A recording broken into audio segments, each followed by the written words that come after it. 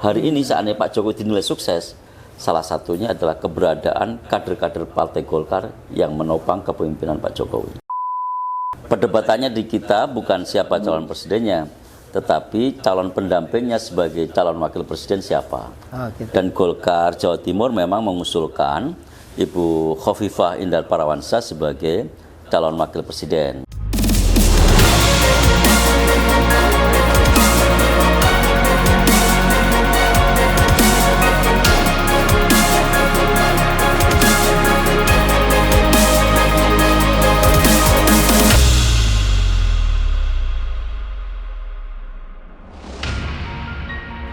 Assalamualaikum warahmatullahi wabarakatuh. Kembali bertemu dengan saya Tri Mulyono, pemimpin redaksi Tribun Jatim Network dan penanggung jawab di Harian Surya. Kali ini saya berada di Surabaya, tepatnya di kantor DPD Partai Golkar Jawa Timur.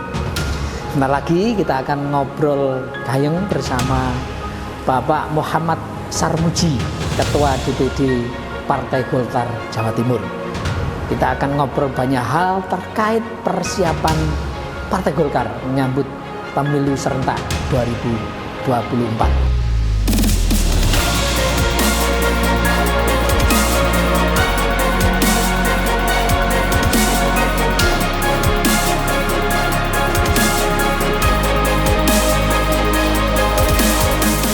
Selamat siang. Assalamualaikum, selamat siang. Oke, kita bisa panggil Cak Sar ini ya, boleh, Cak Sar. Boleh. Cak Sar, kita tahu pemilu 2024 ini adalah pemilu serentak pertama di Indonesia. Nah, ini apa persiapan Partai Golkar untuk menyambut gawe besar di 2024 ini, Cak Sar? Memang resiko pemilu serentak dengan pilpres, legislatif dengan pilpres, ada yang disebut kotel efek ya. Oke. Tetapi sebenarnya ini tidak hanya khas 2004 besok, karena 2019 kemarin sebenarnya istilah kotel efek itu sudah berlaku. Waktu pemilu diadakan legislatif terlebih dahulu baru pilpres, sebenarnya di pileg kemarin itu isu tentang pilpres sudah kencang sekali, sehingga calon presiden itu membawa pengaruh kepada pemilihan legislatif. Jadi 2019 pun meskipun tidak serentak, sebenarnya calon presiden sudah berpengaruh terhadap pemilihan legislatif.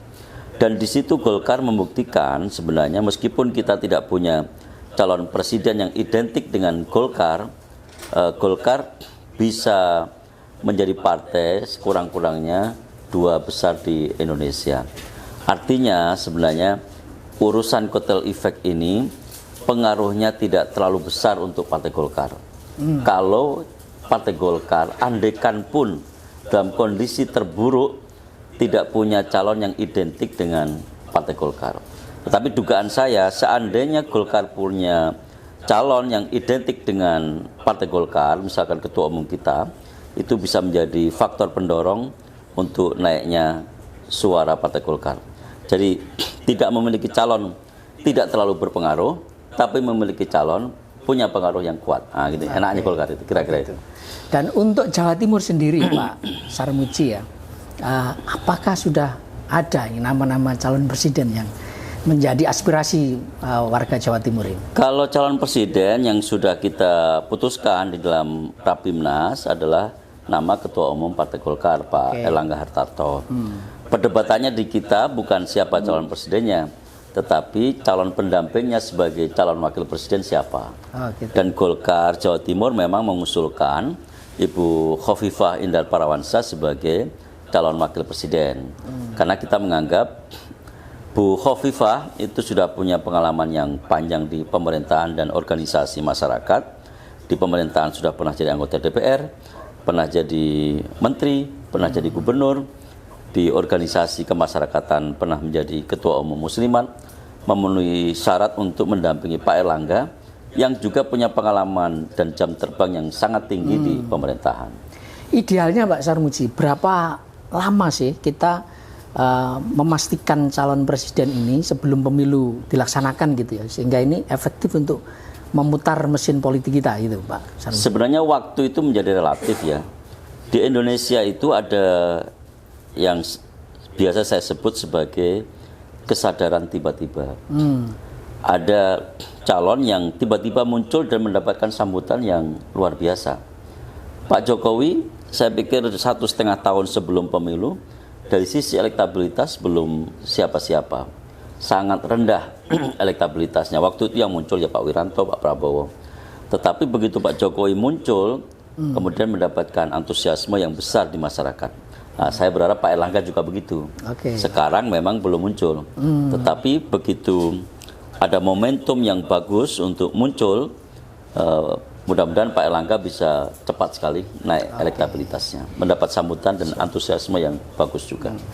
Ini ke pilkada Pak Sarmuji ya, di tahun 2020 pilkada terakhir ada 19 kepala daerah yang dicalonkan Golkar di Jawa Timur ya, dan 50% lebih itu dimenangkan oleh Golkar. Nah, untuk pemilu 2024, pilkada 2024, saya sudah punya gambaran. Kalau 2024 menurut saya dari sisi hitungan-hitungan kader Golkar jauh lebih banyak yang siap untuk running.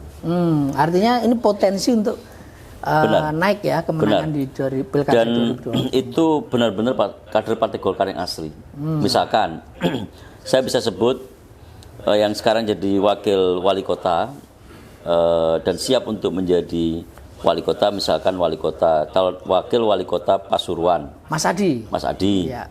Wakil wali kota Malang, wakil bupati Pacitan, wakil bupati Madiun. Itu semua nama-nama itu sudah siap naik satu strip menjadi bupati. Dan dari sisi elektabilitas pantauan kita, penerimaan di masyarakatnya sangat besar. Yang lain misalkan yang siap di tempat yang lain yang mungkin akan beradu juga, yang incumbent misalkan Bupati Lamongan, insya Allah akan tetap menjadi bupati, calon bupati, dan mudah-mudahan akan menjadi bupati. Terus lalu Bupati Tuban, kader kita Mas Lindra, insya Allah akan siap tetap menjadi calon bupati dan mudah-mudahan menjadi bupati juga. Nah, jauh lebih siap di 2024 menurut saya dibandingkan 2019 yang kemarin. Artinya pilkada maupun pilpres ini nanti akan menjadi senjata utama untuk meningkatkan perolehan suara Golkar secara keseluruhan, secara nasional. Benar. Dan di 2024 ini nanti di pilkada targetnya berapa Pak? Apakah jadi pemenang begitu Golkar di Jawa Timur? Ya, target kita secara kuantitatif tentu di 60% ke atas, ya, karena itu target nasional kita. Artinya secara kuantitatif itu kemenangan dalam koalisi pilkada itu kita menang. Tetapi secara kualitatif kita juga ingin kader yang menang itu adalah kader Partai Golkar. Bukan sekedar orang yang kita usung dalam koalisi yang asal muasalnya itu barangkali dari partai lain atau dari profesional dan sebagainya. Mudah-mudahan baik kuantitatif maupun kualitatif kita bisa naik di 2024. Itu secara nasional Pak ya? Yang saya bicara tadi Jawa Timur sebenarnya. Yang saya bilang tadi misalkan wakil bupati Madiun, wakil bupati Pacitan, wakil wali kota Malang, wakil wali kota Pasuruan, itu semua kan kader murni Partai Golkar. Kalau kemarin kita memang menang, tapi koalisinya itu koalisi gado-gado sebenarnya. Sebutlah misalkan Mas Dito di Kediri, terus Mas Oni Bupati Ngawi, itu adalah koalisi gado-gado, bahkan didukung oleh semua partai politik melawan bumbung kosong. Nah, besok sebagiannya, bahkan mungkin sebagian besarnya kita berharap adalah kader Partai Golkar yang asli. Pak Sarmuji, kita tahu Jawa Timur itu barometer politik nasional gitu ya. Apakah betul ya anggapan bahwa kalau kita memenangkan Jawa Timur, maka daerah-daerah lain, provinsi lain di Indonesia juga demikian? Menurut Pak Sarmuji kayak apa? Sebenarnya ada dua daerah yang sangat menentukan, yaitu Jawa Barat dan Jawa Timur. Dari Jawa Barat, kebiasaannya siapa yang menang di Jawa Barat itu biasanya menang secara nasional dalam beberapa pemilu terakhir. Yang di Jawa Timur juga begitu, karena Jawa Timur ini betul-betul battleground karena jumlah suaranya juga kedua terbesar setelah Jawa Barat. Dan komposisi suaranya itu biasanya lebih beragam. Ya. Jawa Tengah memang besar dari sisi jumlah suara, tetapi dominasi Jawa Tengah kelekatannya itu kita bisa identikkan dengan partai tertentu. Jadi sulit orang untuk masuk ke Jawa Tengah. Battlegroundnya itu memang Jawa Timur dan Jawa Barat. Pak Sarmuji, ini salah satu strategi partai politik untuk memenangkan adalah mencari kader-kader di luar partai juga yang tokoh public figure termasuk artis. Golkar sendiri apakah juga akan menerapkan cara itu untuk mendulang suara di pemilu 2024? Nah, ini yang menjadi ciri khas Partai Golkar ya. Kita memang menerima orang-orang yang berlatar belakang bukan kader gitu ya. Bukan kader atau pesohor lah ya. Tetapi siapapun pesohor yang masuk ke Partai Golkar, dia masuk dalam suatu sistem kaderisasi dan tidak bisa otomatis kemudian menjadi orang yang tiba-tiba menonjol di Partai Golkar. Sebutlah misalkan Mbak Nurul Arifin itu kurang terkenal seperti apa? Luar biasa terkenalnya, artis terkenal sekali di seluruh Indonesia. Tetapi Mbak Nurul Arifin menapaki jenjang kaderisasi yang tidak mudah di Partai Golkar. Dari bawah naik sedikit.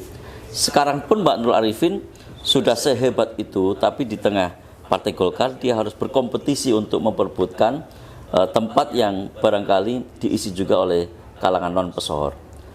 Mas Tantowi Yahya, demikian juga Mas Tantowi Yahya, sama. Dia pesohor sekalipun dia menapaki jenjang dari bawah. Artinya strategi itu tetap diambil, tetapi pesohor atau artis ini juga harus memulai dari bawah. Benar. Andaikan pun ada yang kita ambil, tapi kita tetap mengambil secara selektif. Tidak mudah pesohor untuk masuk Golkar, dan saya yakin pesohor tahulah itu. Tetapi kita terbuka, pada prinsipnya kita terbuka. Pesohor yang mau masuk Golkar silahkan, asal mau masuk dalam sistem kekaderan Partai Golkar. Pak Sarmuji, baru-baru ini Jawa Timur ketambahan amunisi baru ini, bergabungnya Pak Dekarwo, mantan Gubernur Jawa Timur. Lalu di nasional Pak Ridwan Kamil juga bergabung dengan Partai Golkar. Ini peluang untuk meningkatkan perolehan suara Golkar kayak apa, Pak Sarmuji? Terhadap Pak Dekarwo dan Ridwan Kamil, sebenarnya dampaknya bukan saja dampak elektoral sebenarnya. Dampak elektoral pasti, karena beliau punya jaringan, punya pengaruh, punya nama besar. Tetapi dampak yang lebih berarti sebenarnya memperkuat makna teknokrasi di Partai Golkar. Bahwa Golkar itu adalah diisi oleh orang-orang profesional, orang-orang yang paham pemerintahan, dan orang-orang yang seperti itu tertariknya ke Partai Golkar, bukan ke partai yang lain. Nah, itu menegaskan betul bahwa orientasi Partai Golkar, kekaryaan, teknokrasi, meritokrasi itu ada di tubuh Partai Golkar. Terkait Pak Ridwan Kamil, Pak Sarmuji ya, tentu ini mungkin Pak Sarmuji karena di Jawa Timur ya, tapi secara nasional kalau misalnya nanti polling menempatkan Pak Ridwan Kamil di posisi teratas gitu ya untuk capres, apakah Golkar tetap konsisten terhadap itu atau tetap mengusung Pak Erlangga Hartarto sebagai capres? Jadi capres itu sebenarnya bukan hanya persoalan elektabilitas. Capres di Partai Golkar itu menempatkan elektabilitas itu hanya salah satu faktor saja. Tetapi kita menghitung apakah seorang capres itu bisa menjawab persoalan bangsa atau tidak. Kita menghitung apakah seorang capres itu pada saat dideklarasikan diterima dengan baik atau tidak. Problemnya Pak Erlangga ini kan karena belum dideklarasikan.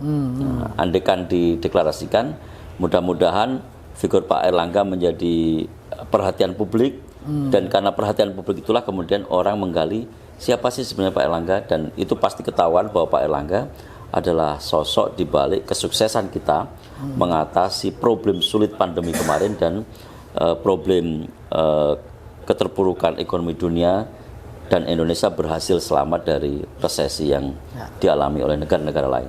Di banyak kesempatan Pak Sarmuji, isu Pak Harto itu juga diusung oleh Golkar. Artinya kesuksesan Pak Harto ketika memimpin negeri ini kemudian dianggap itu juga bagian dari kesuksesan Golkar.